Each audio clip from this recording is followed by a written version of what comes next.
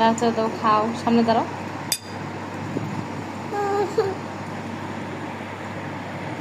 খাও,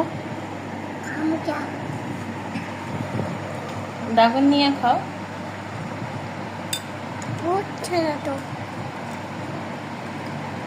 করেছে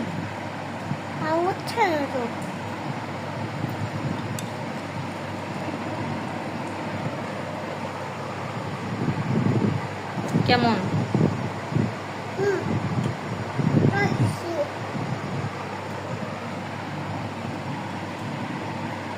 আর যার মনের মধ্যে সততা আছে, আল্লাহ পাক কোনো না কোনো দিন ইনশাআল্লাহ তাকে হেদায়েত দিবে। মনের বিষয়টা আল্লাহ ছাড়া কেউ জানে না। আপনি দেখতে পারেন সমাজে অনেকে দাড়ি, টুপি, পাগড়ি, জুব্বা সব লাগিয়ে ঘুরছে, তো বিশ্বাস করেন তাদের মনটা এমনও হতে পারে যে জানোয়ারের চেয়েও কুৎসিত, এমনও হতে পারে। আবার আপনি দেখবেন সমাজে এমন অনেক মানুষ ঘুরছে যারা হয়তো অনেক পাপে লিপ্ত মনে হচ্ছে, মনের মধ্যে সততা আছে।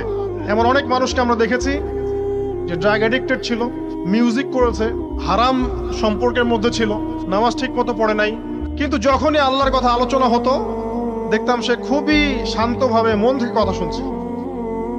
কথা শুনতে শুনতে শুনতে একদিন মাশাআল্লাহ এখন দেখবেন যে চিল্লা দিয়ে